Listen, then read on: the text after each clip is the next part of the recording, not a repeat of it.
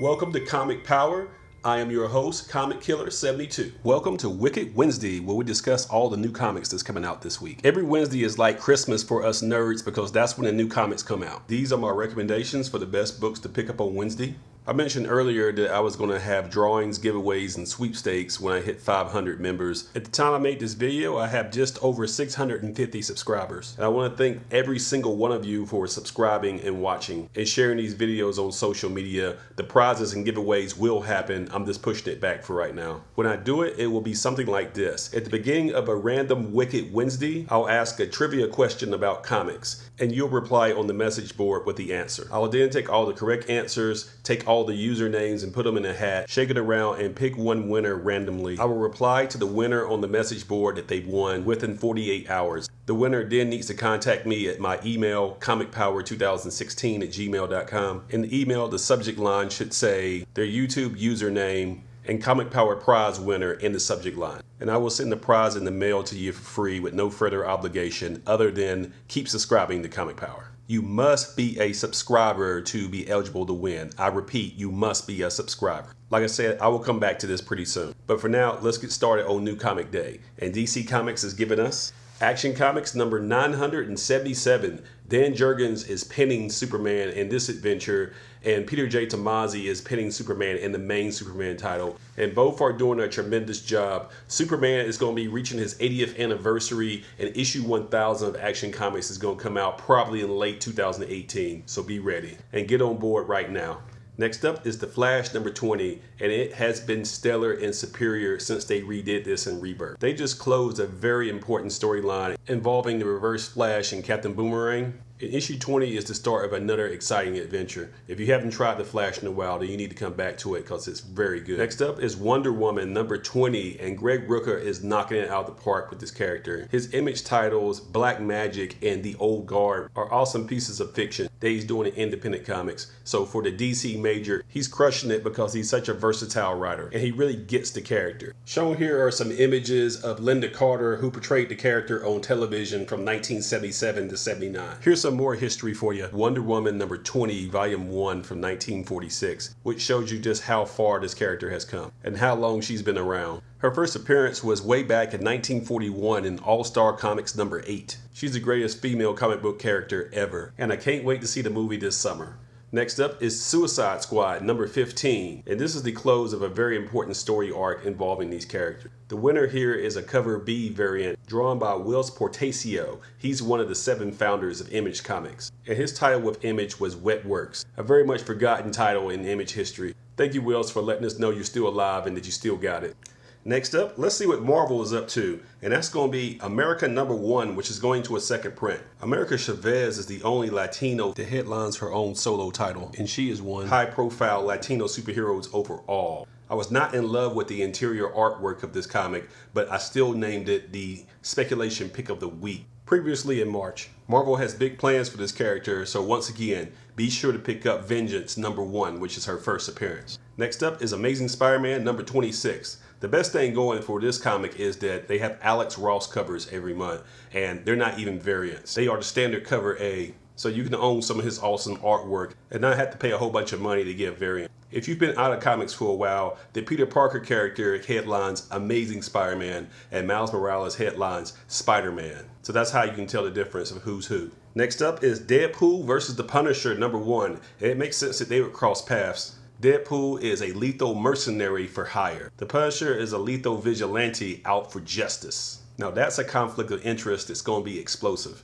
They first met each other in Deadpool number 53, where the Punisher appears in a cameo in his first full appearance, and on the cover is issue 54, and that cover is stunning. So yeah, be sure to pick up Deadpool and the Punisher number 1. It's a no-brainer. Next up is the Kingpin number 3. Some people told me that they found this boring. Some people said it was a nice crime drama with a slow burn building up to something big. Personally, I like it because the writer is Matthew Rosenberg, who got famous for We Can Never Go Home for Black Mask. He's very talented. Next up is Dr. Aphra number 6. I'm very high on this character. She was spinned off from Darth Vader series, appearing in issue number 3 back in 2015. Her adventures appear to be in the timeline that's after New Hope and right before Empire. Think of her as a female Asian Han Solo. Next up is Black Panther and the Crew #1. The Crew was first introduced in the summer of 2016, and obviously it's a team of all black superheroes uniting for one cause.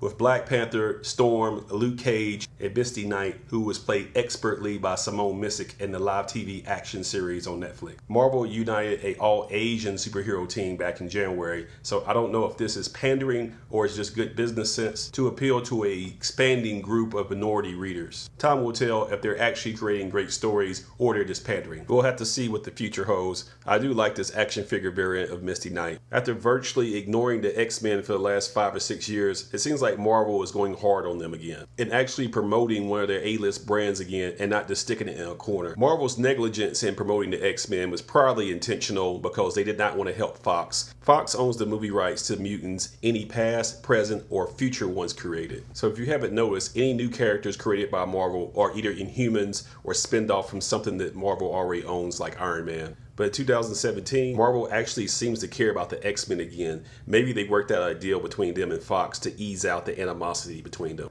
That brings us to X-Men Blue #1. There's an X-Men Gold, there's an X-Men Prime, which was the setup. X-Men Blue gives us the 5 original X-Men from the 60s.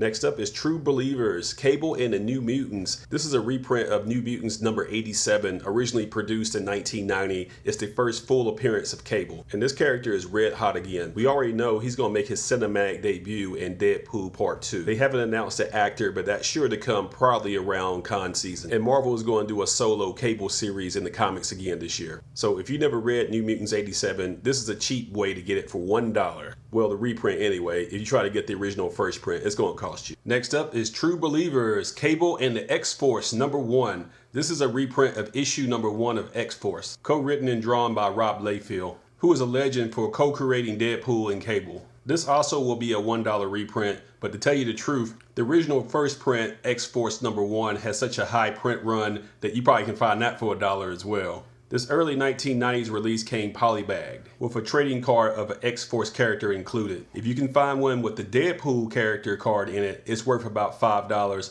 The others are strictly dollar bin. There's plenty of them out there. You don't really need a reprint. Next up is the speculation pick of the week. And that's going to be Weapon X #1.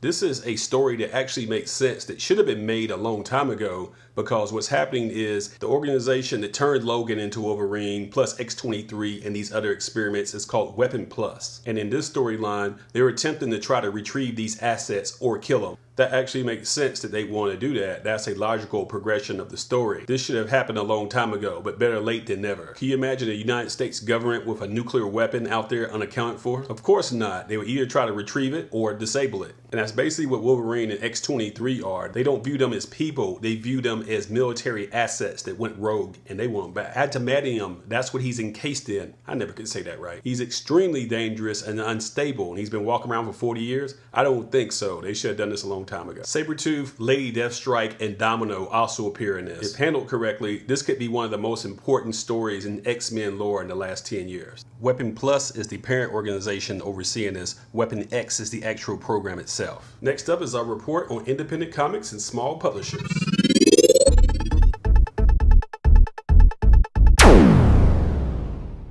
First up is Riverdale Digest #1 from Archie Comics. These are stories that are inspired by and tie into the TV show on the CW. So if you're reading the comics and not watching the show, it will explain what's going on in the show. If you're watching the show and are a fan but not reading the comics, this gives you more memorabilia.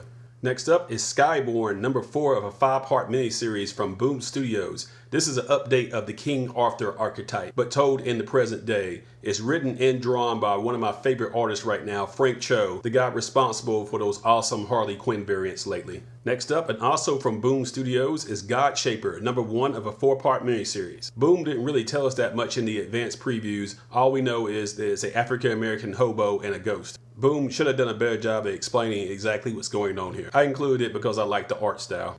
Next up is the Once and Future Queen #1 from Dark Horse Comics. This too plays off of the King Arthur archetype. It's the story of a chess champion who pulls Excalibur out of a rock and becomes a warrior queen. It's written and drawn very well. It looks like it's getting overlooked though. Once and Future Queen and Skyborn are the King Arthur archetypes getting overlooked. but Image's God Country is influenced by that same idea, and it's a big hit. There's a lot of unpredictability about what will become a hit in the comic industry these days. Next up is Z Nation #1 from Dynamite Comics. Looking at this, you may ask yourself, is this a Walking Dead ripoff? And the answer is sort of. It's supposed to be a parody. This is a tie-in to the Sci-Fi Network TV show. Sci-Fi's programming seems to be very B-movie to me. They never really had anything that appealed to me, so I'll be skipping this as well. I mean, look at this image on Z Nation, the TV show variant shown here. Does it remind you of Rick Grimes from The Walking Dead? This is supposed to be a spoof, and a very cheesy one at that. But it's an issue #1 and it's zombies, so it could find an audience, who knows. Next up is Sky Doll Sutra, #2 of a 2-part miniseries from Titan Comics. It's the story of a female AI who finds out that her world is not the utopia that she thought it was. The artwork is done by Disney animators Moonlighting. So visually, this is one of the best things I've seen this year. If your comic story is carrying this, I would give it a shot. So even if you didn't like the story, you'll be blown away by the art. If your store doesn't have it, it's available on eBay for cover price. And as always, let's see what Image is up to. They always bring great stuff. First up is the Fix trade paperback volume 2. This collects issues 5 through 8 of this incredible series.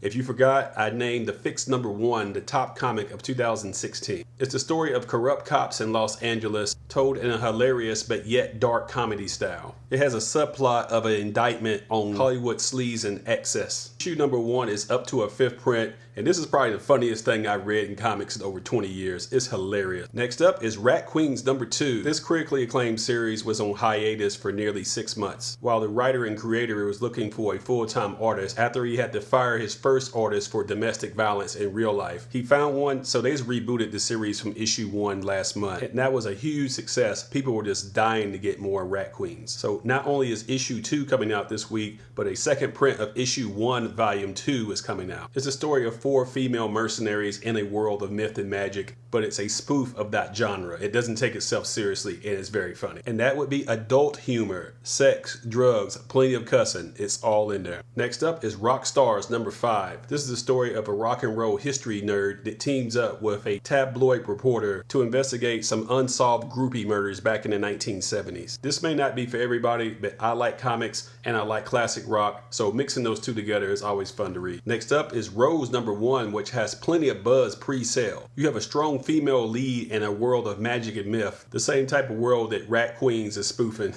If Weapon X #1 didn't have such a strong premise, this might have been the speculation pick of the week. Even books I didn't expect, like Black Cloud, went up in value almost overnight. People really trust Image to deliver in terms of science fiction, action adventures, and I expect that trend to continue. Retailers have been too slow to up their orders, so we're getting 2nd, 3rd, 4th prints, etc. You definitely should try out Rose. Next up is Spawn #272, and some people don't even know that this is still being published. We're all dying for a rebooted movie. Todd McFarlane wants to direct it, and that's probably what's holding it up. And you know we couldn't forget Seven to Eternity #5. This is the book that's penned by Rick Remender. He gained critical success for books like Low and Tokyo Ghost, but this was his breakout. A very strange and weird epic adventure sci-fi. Released in the fall of 2016, it came completely out of nowhere and became a big hit. I guess Rick was just due.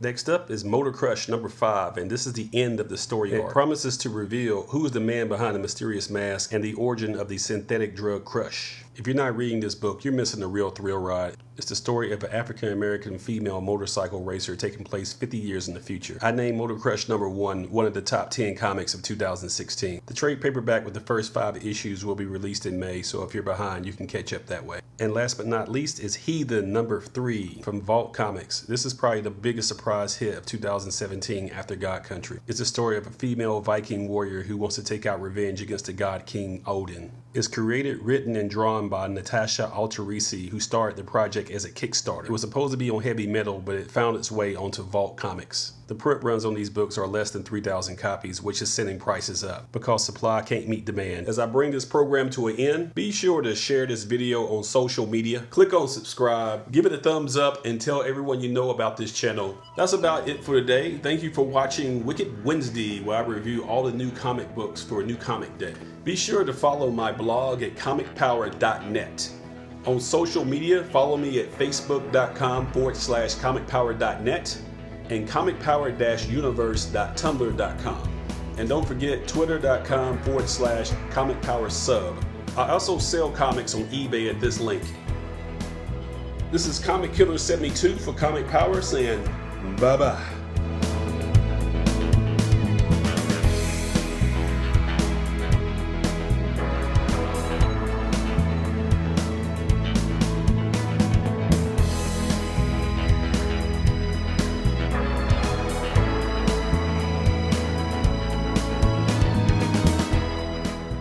Once again, and don't forget to share this video, click on subscribe, give it a thumbs up, and tell everyone you know about this channel to help it grow.